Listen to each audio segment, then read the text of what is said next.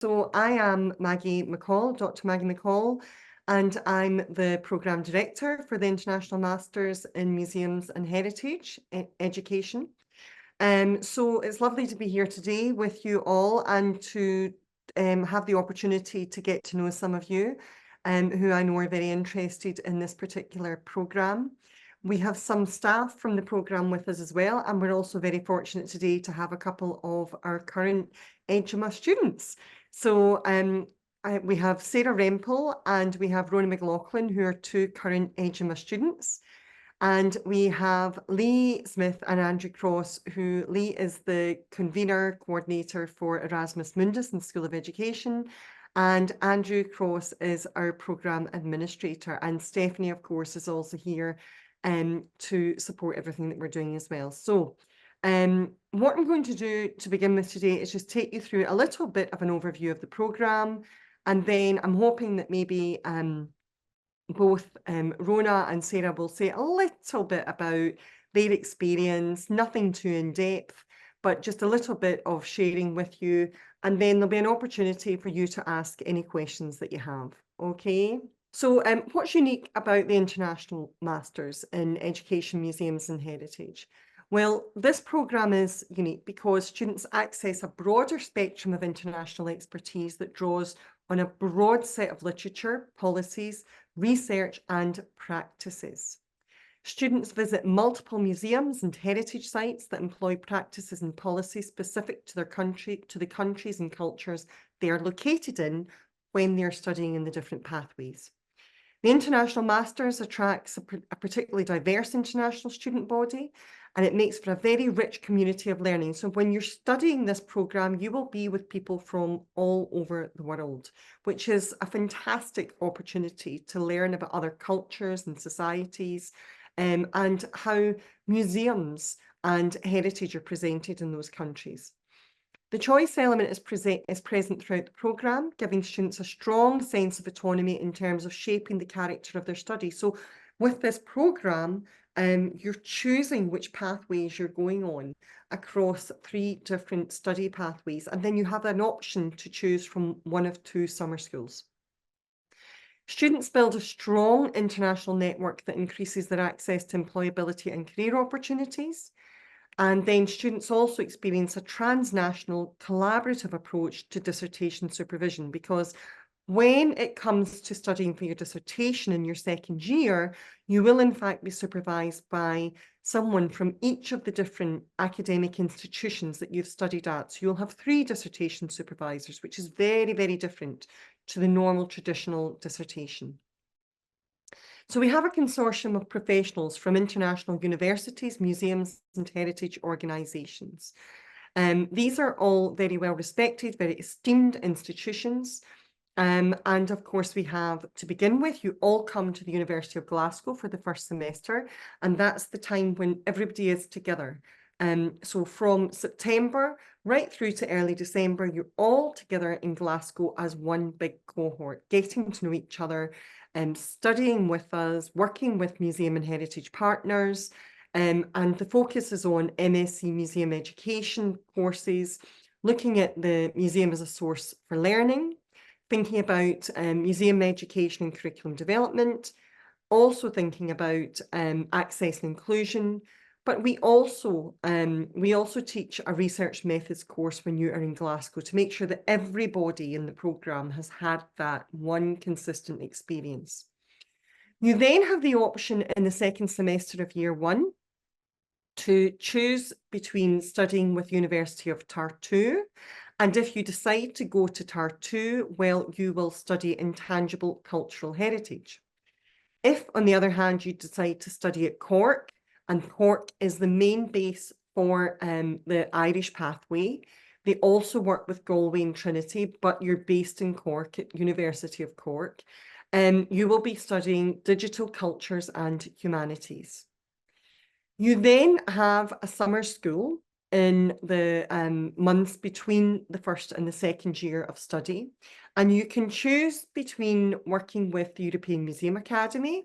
And if you choose to be with the European Museum Academy, then you will have a 2-week internship in a museum in Europe supported by an academic member of staff from the European Museum Academy.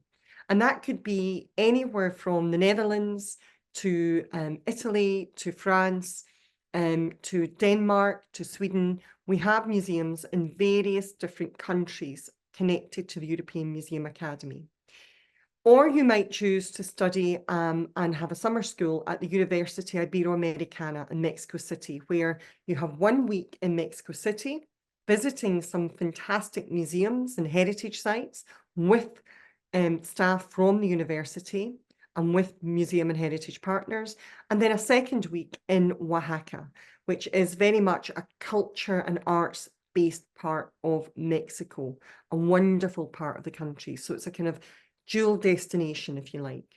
When you go into your second year, you will choose between the University of Radboud, and if you choose that pathway, you will study art and visual culture. If you choose the University of Malta instead of Radboud in your second year in the first semester, then you will study museum and heritage education, with a very specific focus on accessibility and inclusivity. So we have some images here just of these fabulous campuses, which are set out in the most wonderful locations, beautiful campuses all over Europe and all over the world, in fact, where you will study. And you choose which study path you will take. So each country offers a rich array of museum and heritage experiences to complement the academic core.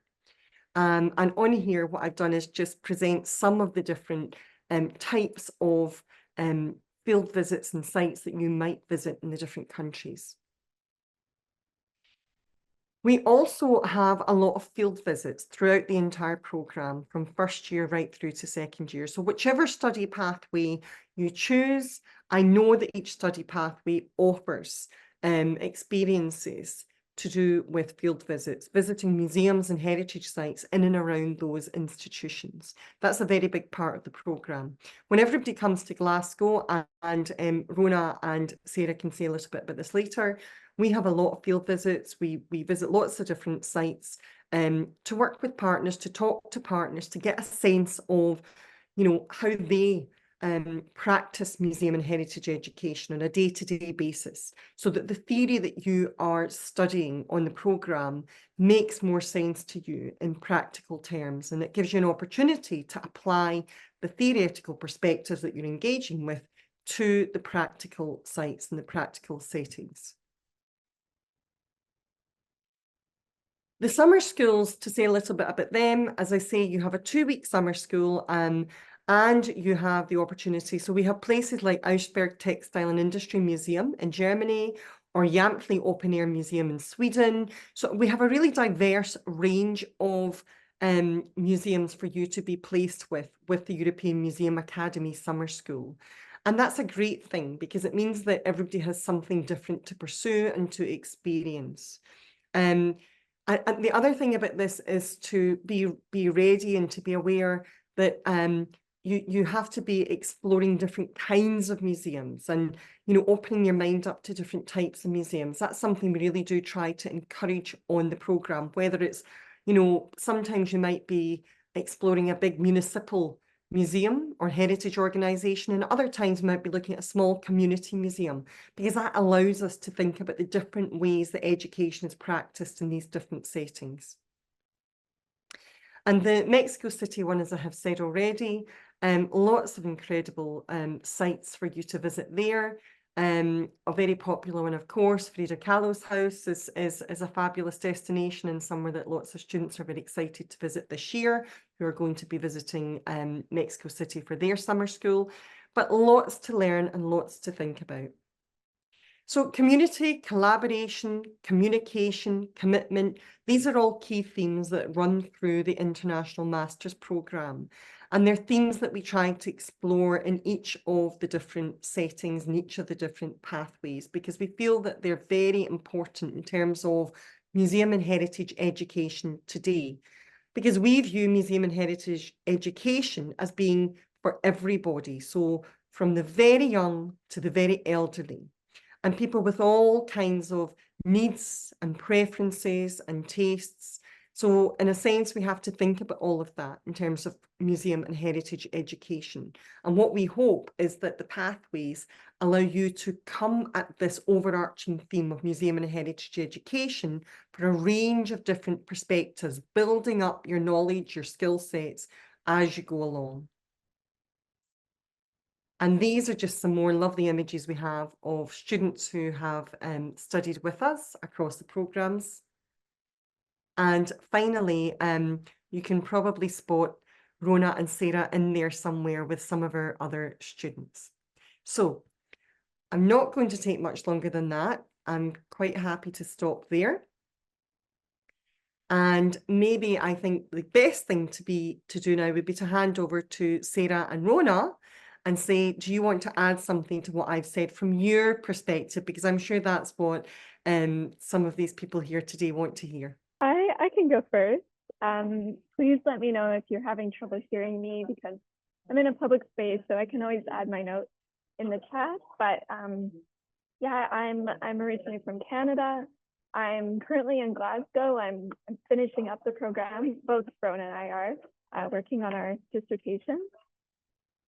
It's really cool actually to see the pictures of all the places and be able to say, you know, and to think, oh, I've actually been to a good amount of them. I'm trying to think of like what to start with. But one thing I would like to highlight is the summer school.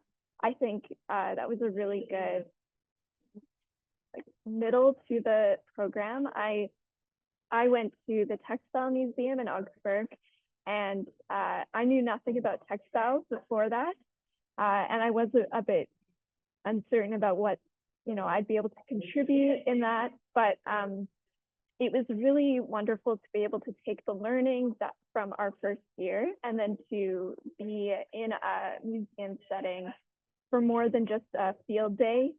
Even though the field days were incredible and definitely a highlight of this. I mean, as someone that already enjoys history and cultural centers, I mean, we get to go do them for our studies.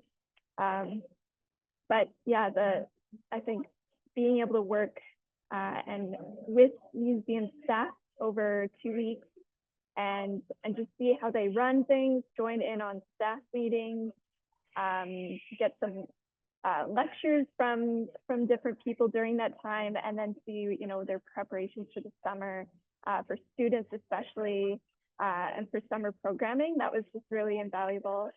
And I think just generally being in different countries, and even though it was a big adjustment each time, learning how museums work in each different country, different city, adjusting to different language, all those things. It was still, yeah, just really wonderful to see, for that to be a part of the educational process. And yeah, I don't know, Rona, if you want to add to that. Can speak nicer. I'm Rona. I'm from Scotland. I'm from Glasgow here. I chose to go to Tartu, and I chose to go to Malta, and then I also had the opportunity to go to Sweden, to Yampley, for my summer school. As Sarah said, we're kind of knee deep in dissertation right now, so this is a great break to have a chat about and reflect over the experiences we've had just in the past 2 years. And I think, well, obviously Maggie's explained it perfectly, and Sarah's added amazing as well. But I think for me, something that I absolutely loved was the opportunity to see how history and culture influences how influences education in museums. As we went to all these different places, we were able to see how the history and culture was reflected in the museum spaces, and we also got to learn about about the culture of the people where we were. And I think I've not only made amazing memories, I've also developed as a person over the past 2 years. I've been able to adapt and to change, but also to get really excited about really weird things that I thought I'd never get excited about. Like I would go to a museum and I'm like, oh my goodness, this is a coin, it's so exciting. And then like because of the history and culture behind it, but also the way that the things are taught about it, and you just discover more passions within yourself and throughout this whole entire course. So I had a whale of time, and I still am having a great time despite stress. So it's 100% such a great experience that I feel very blessed to have been able to be a part of and work through. So yeah, so rambling for a bit. Thank you so much, Sarah and Nona. I really appreciate those inputs because your experiences are really important here. I wonder if those of you who've attended could maybe put your cameras on, and if you want, you don't have to. But if you would like to put your camera on, you're welcome to. I know it's different times in different countries, so you might feel that you're not quite in the right kind of state of place or whatever to be doing that. But if you want to, you can. And if you have any questions, then please do pose those to us just now. This is an opportunity to ask any questions that you have. I know that I think Stephanie's monitoring the chat and questions that might be in there. But if there's anything at all that you want to ask, please do fire away. Hello, Maggie. Hi. Hi. It's lovely to see you. When will we find out where our second and third semester placements are? So what will happen is that when you arrive in Glasgow, you will be asked fairly quickly to make your selections for the second and third placements. And we want to make sure that we have that information as early as possible because it helps everybody to know where you're going. You also, the different institutions, and all of us as well. So Lee and Andrew, I don't know if you want to say something there about timelines or anything like that. Yeah, I can certainly give some information. It's very nice to see you all. Thank you for joining this call. As Maggie said, I'm Lee Smith. I'm the Erasmus Mundus coordinator for the HMA programme, and my colleague Andrew, so we can try and answer this question. But really, what we normally do is we have an orientation week with all students in September, and during that week you will find out more information about each of the pathways and the summer schools. And then what we normally do is give the students a couple of weeks after the orientation week to have a think about everything that you've heard during the orientation week from the partners, and then make your decision.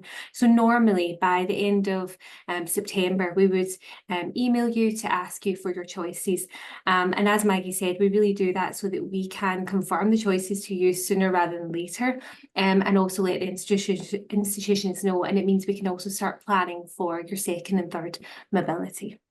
I hope that answers that question. Yeah, thank you. Thanks, Lee. Mira, do you have any questions? You can put them in the chat. I think we've got something in the chat just now. You've got something. You'd love to hear more about the dissertation process. Are most folks at Glasgow, what does that process start? How's it supervises? Okay, you're in a shared office, no problem at all. Got you. So the dissertation process, we've kind of had a bit of feedback. We're going to start that earlier now. We want to start it quite early in the second year, and allow you to sort of build your proposal fairly early on so that we can work out who are the best supervisors for you. What happens is you are allocated 3 supervisors. Now, one of them will be Glasgow because everybody has been to Glasgow, and you'll have another 2 supervisors from the other 2 institutions that you have studied at, because in order to award you your degree, you need to have been supervised by somebody from each of the 3 different institutions. So what happens is I lead that dissertation process, and I have created a very, very detailed, if you like, timeline and set of responsibilities for staff, for supervisors, for students, so that everybody knows what they are supposed to be doing at the different points in the course of the dissertation process. The dissertation is generally submitted round about the August. So we will begin with some online sessions that I will take, where I talk you through some basics around dissertation to do with ethics, to do with writing a dissertation proposal, deciding if you require ethics, what kind of ethics might be needed, methodology, that type of thing, some of the basics of dissertation. But then your 3 supervisors are responsible for supervising you, and 2 of them will be the main supervisors, and 1 of them will be the lead. So that's because we need 1 supervisor in the dissertation to be managing the process and setting up the dates and this type of thing. And the other 2 will support the process along with them, so that you get all of this input. And I don't know, Sarah and Rona might want to say something about that, but you know, from my point of view, this is a first for me, and it's a first for all of the other tutors. We've never supervised as a group before. Normally in university, you're given 1 supervisor and you have that 1 person. But from even my point of view, I have to say this is exciting because I'm learning from other partners, but you're having the opportunity to learn from 3 different experts in the field. Academic experts in the field, and to share in their knowledge and their expertise and their experience. And that has so far, I would say, that has worked well. And the expertise that you're experiencing, it should be complementary. So what 1 tutor is doing or saying should be complementing what another is saying and adding to the experience all the time. So you get this very rich experience happening through the dissertation process. So we have a very tight timeline there, but you do have several months to work on your dissertation, and to develop your idea and to reach each of the different milestones in the dissertation process until it's time to submit in the August. Does that answer your question, Mira? Yeah? Okay, excellent.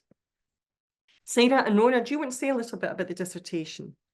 Because you're right in that process right now, so. Oh, okay. I will say I found the timeline really helpful. It really breaks it down, and I mean, this is the first dissertation I've done, so I'm not sure if that's always provided, but I think that, yeah, as you especially, yeah, if that process starts earlier, then you're set up really well for that. And but I also wouldn't rush choosing a topic. So yeah, you know, just really take in everything in the program.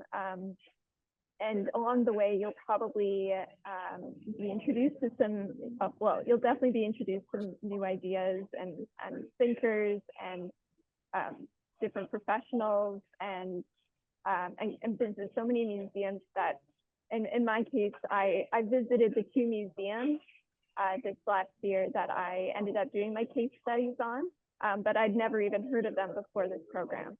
So yeah, there's so many opportunities to find a topic. So yeah, don't have to worry about that.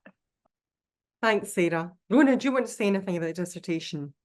Yeah, I've really liked the input of multiple different supervisors. It's been really interesting to have multiple people being like, okay, there's a little bit here, a little bit there, and just kind of review over the work that you put out. I know both of my supervisors have different passions and interests. So one of them is very good at looking at how the dissertation is structured, which is a really big help for me because I don't really know as much about that. Whereas the other one is very good at nailing analysis and able to dig deep into topics and bring stuff like that out. So combined, they're like a superpower duo, and I'm excited. Hopefully I'll be able to take in everything that they've told me to do. But it's just been a really interesting process to have multiple supervisors, because when I did my dissertation in undergrad, I only had one, and if they were off, if they were like away for something, I had to wait. Whereas if there's multiple, you're able to access people at any time that are willing and wanting to help you as well. So you don't have to feel like such a burden. You can express yourself and ask for help all along the way, which is really great. Thank you, Rona. Thank you. And I see there's a question in there, Stephanie, saying, asking if there are samples for the dissertations. Well, that's really dependent on this group because we are until Rona and Sarah and the rest of their cohort, we you know, they're the first cohort, they're the trailblazers here. So I'm hoping if we ask them very nicely, they will make their dissertations available for all of you and those who come after, because you know, they're doing some fantastic work. I know the work that they're doing, and they're doing some really lovely studies. And so I'm hoping that in the same, they'll carry on with the same spirit that they've conducted themselves with up until now, and generously offer us their dissertations for you to look at and to share with you. You don't need to answer now, Rona and Sarah. We can put you on the spot. Put you on the spot. There's also a question: what's the If it's any split? good, then maybe. What's that? If it's any good, then maybe. Works out to be okay. I have no doubt there will be.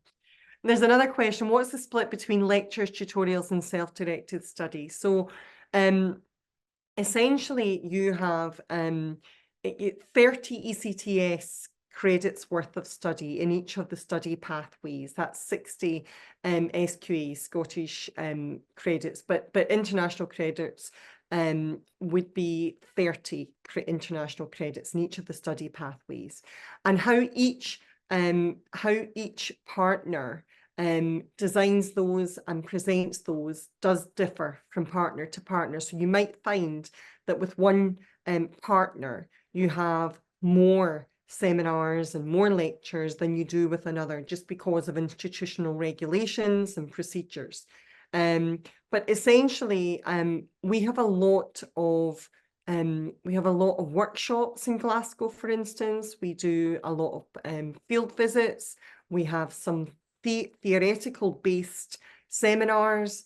We don't tend to have big lectures here. It tends to be smaller, you know, maybe I think looking at the year ahead, we'd be looking at the most in a room at about 40 people, perhaps, between our programme and the MSc programme.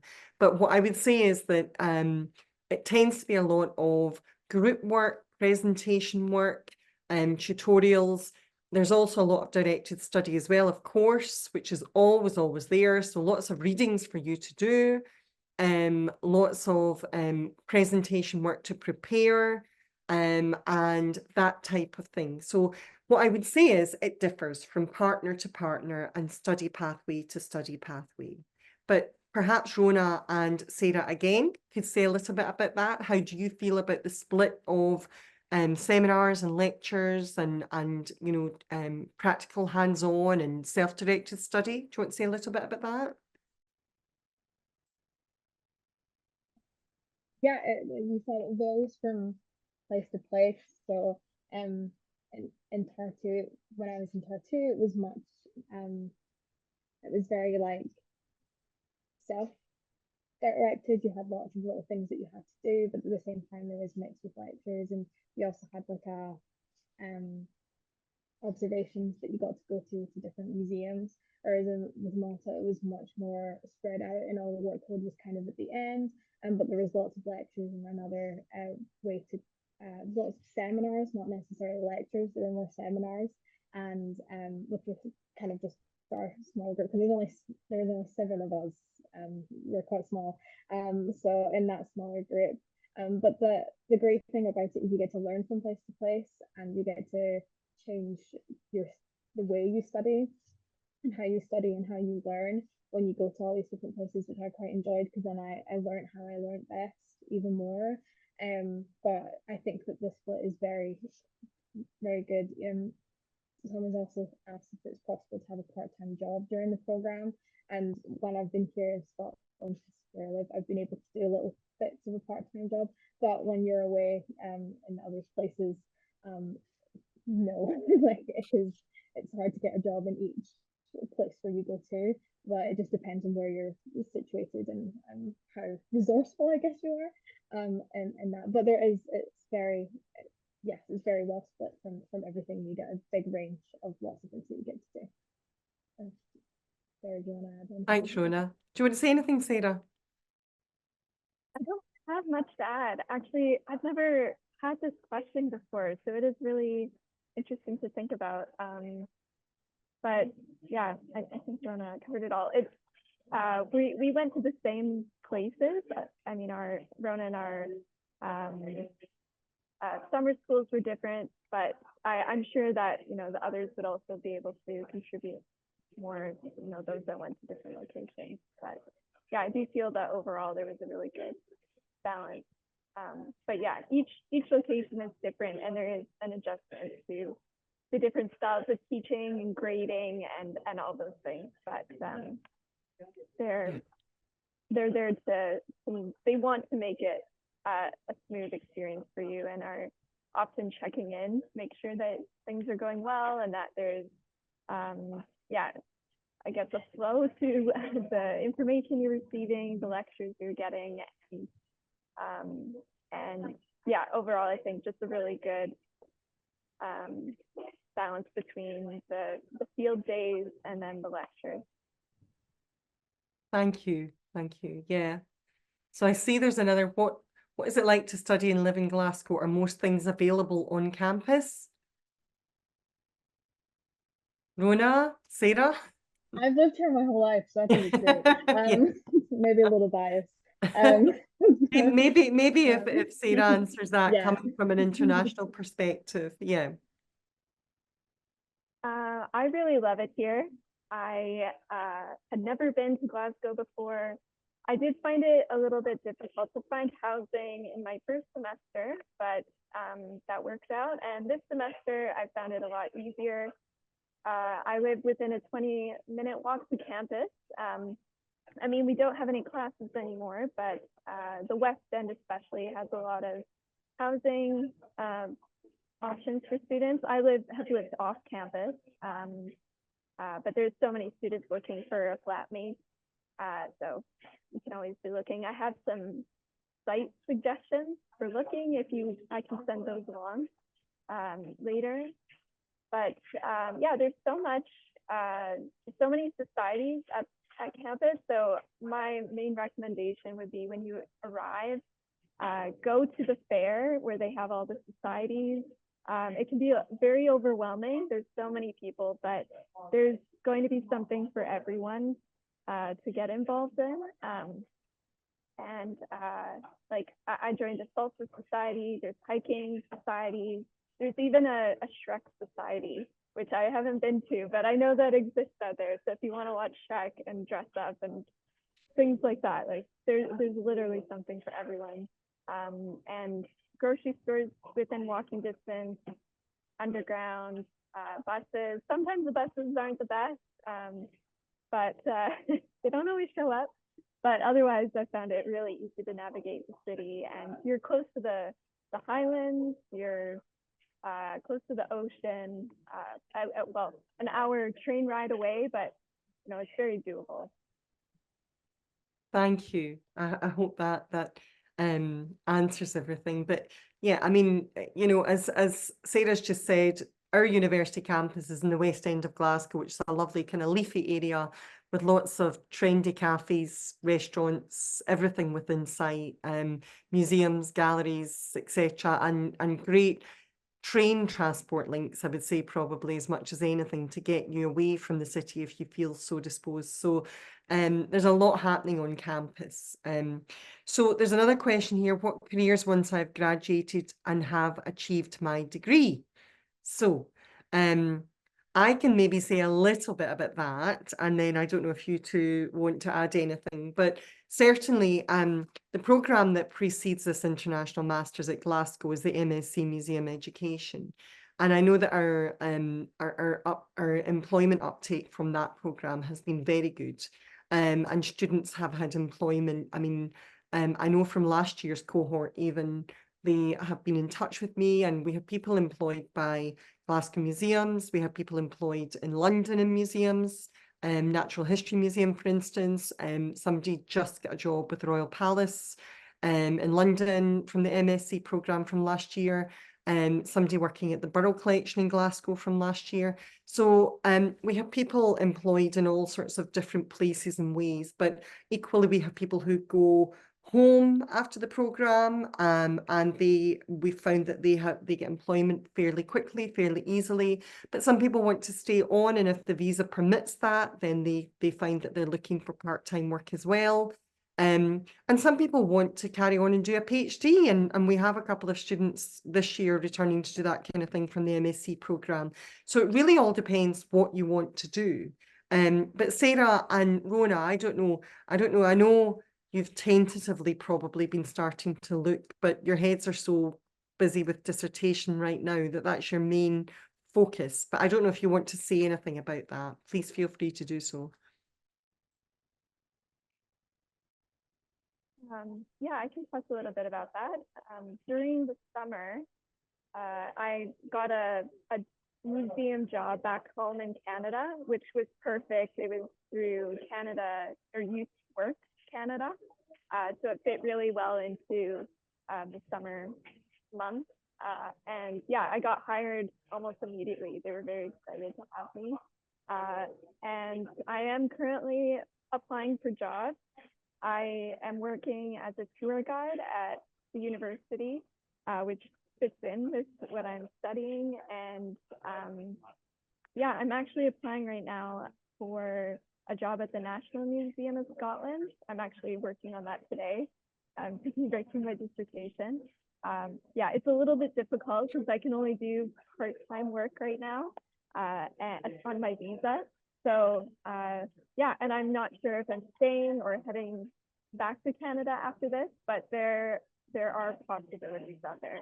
I've actually been surprised at the amount of full-time jobs within museums that have come up within the area, either like Glasgow, Edinburgh, yeah, and further south as well. Thanks, Sarah. Rona, do you want to say anything about that? You're on mute. Oh, no, it's, yeah, I don't have anything else to add. No. You're very busy with your dissertation just now. Just keep the blinkers on. That's right. Okay. I think we probably, yeah, those are all the questions, but great questions. And I'm sure the questions that will be appreciated by other people who will be able to watch this as well once it's uploaded. I don't know if there's anything else to say, or if Lee, you want to mention anything, or Andrew, you want to say anything at all to add to what's been said? I think the only other thing I want to say is if you have any questions, after this call, you think, oh, I forgot to ask something, please do get in contact with us. Andrew and myself will be able to answer any queries that you have. So don't be a stranger, and please do get in contact. We'll be happy to answer them. What I'll do is in the chat, I'll just put the email address again, just in case you don't have it. Thank you, Lee. That's great.